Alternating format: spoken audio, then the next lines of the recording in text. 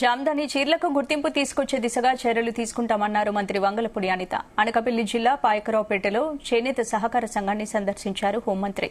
జామ్దాని చీరల తయారీ కార్మికులతో మాట్లాడి వివరాలను అడిగి తెలుసుకున్నారు. చేనేత కార్మికులకు రాష్ట ప్రభుత్వం ప్రాధాన్యత ఇస్తుందన్నారు.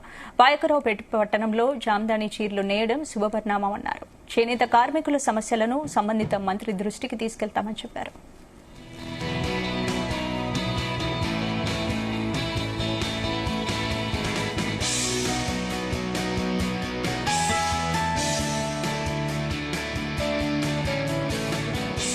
పాయకరావుపేటలో జామ్దాని చేనేత అన్నది చాలా దిగ్విజయంగా ముందుకెళ్తున్న సందర్భం మనందరికీ కూడా తెలుసుకోవాలి.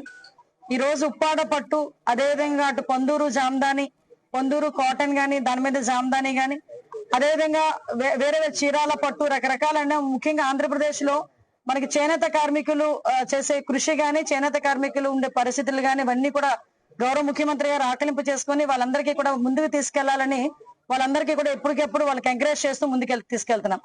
ముఖ్యంగా నా నియోజకవర్గంలో, పాయకరావుపేట నియోజకవర్గంలో ఉన్న చేనేత కార్మికులకి నిజంగా చాలా మంచి కళ ఉండి ఈ రోజు వాళ్ళు పట్టు మీద జామ్దాని, ఓవరాల్ జామ్దాని వాళ్ళు చేనేత నేయడం కానీ, అదేవిధంగా మనకి కాటన్ మీద వాళ్ళు నేయడం కానీ, ఇవన్నీ చూసి ఈ రోజు ప్రసిద్ధిగాంచిన జామ్దానిని మన పాయకరావుపేట నియోజకవర్గంలోనే చేనేత కార్మికుల చేతుల్లోంచి జాలువారడం అన్నది నిజంగా చాలా శుభ పరిణామం కింద భావించాలి. నిజంగా ఒక రకంగా చెప్పాలంటే మేము చేసుకున్న అదృష్టం కింద భావించాలి.